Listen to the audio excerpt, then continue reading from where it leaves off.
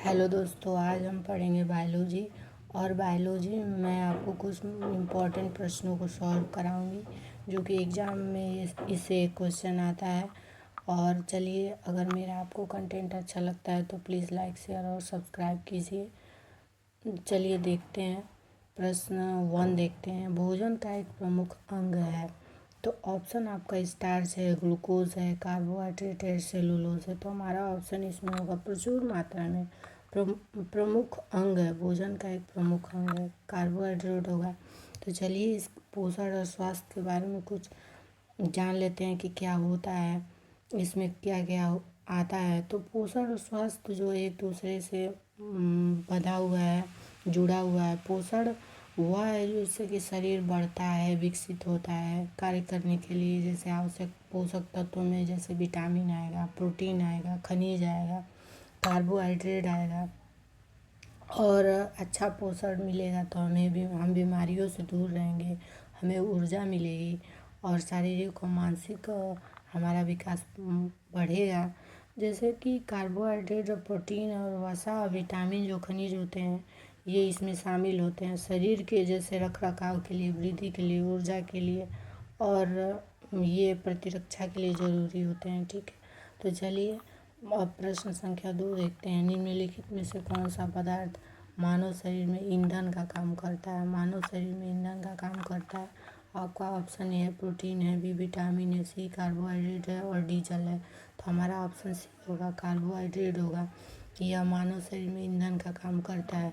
प्रश्न संख्या 3 है। कैप्सूल का आवरण बना होता है प्रोटीन का, अंडे के छिलके का, सेलुलोज का, स्टार्च का। तो हमारा ऑप्शन इसमें सही होगा, डी स्टार्च का। प्रश्न संख्या 4 है।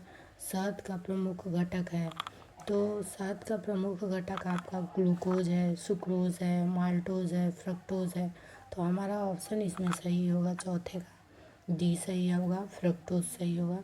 प्रश्न संख्या 5 है। निम्नलिखित में कौन सी शर्करा तत्काल ऊर्जा प्रदान करती है, इंस्टेंट ऊर्जा देती है? जैसे लैक्टोज है, सेलुलोज है, माल्टोज है, ग्लूकोज है। तो हमारा ऑप्शन इसमें सही होगा, डी सही होगा, ग्लूकोज। चलिए प्रश्न संख्या 6 देखते हैं। शहद में मुख्यतः होते हैं प्रोटीन होते हैं, कार्बोहाइड्रेट होते हैं, वसा होते हैं और आपका दिया है विटामिन है।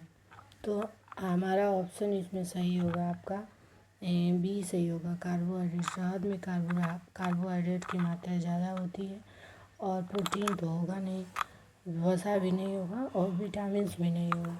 प्रश्न संख्या 7 है। निम्नलिखित में से सर्वाधिक ऊर्जा प्रदान करता है? A carbohydrate, B protein, C vitamin और डी खनिज लवण।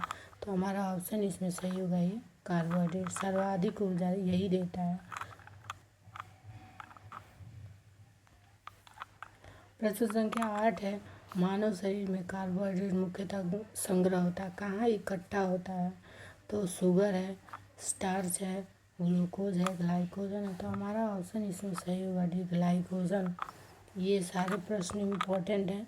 चलिए प्रश्न संख्या 9 देखते हैं। एथलीट को निम्न में से किससे जल्दी और ज़्यादा ऊर्जा मिल जाता है? जल्दी और ज़्यादा ऊर्जा मिलता है वसा से, विटामिन से, प्रोटीन से, कार्बोहाइड्रेट से। तो हमारा ऑप्शन इसमें सही होगा, कार्बोहाइड्रेट। प्रश्न संख्या 10 देखिए। लंबे समय तक कठोर शारीरिक कार्य के पश्चात मांसपेशियों में थकान अनुभव होने का कारण है? तो ऑक्सीजन की आपूर्ति में कमी, पेशीय तंतु की थोड़ी बहुत टूट फूट, ग्लूकोज का अवक्षय और लैक्टिक एसिड का संचय, थकान अनुभव होता है। तो हमारा ऑप्शन इसमें 10 का डी सही होगा, लैक्टिक एसिड होगा। चलिए प्रश्न संख्या 11 देखते हैं।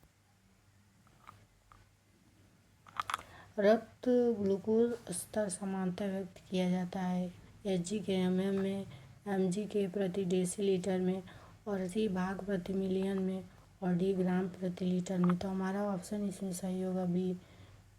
प्रश्न संख्या 12 है। प्रोटीन बनाने के लिए कितने अमीनो अम्ल आवश्यक होते हैं? 20 अमीनो अम्ल आवश्यक होते हैं, ये तो सबको पता होगा।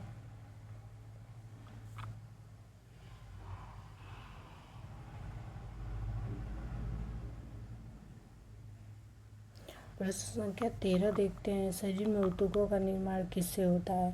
शरीर में ऊतकों का निर्माण किससे होता है? ए प्रोटीन, बी वसा, सी कार्बोहाइड्रेट और डी विटामिन। तो हमारा ऑप्शन इसमें सही होगा ए प्रोटीन।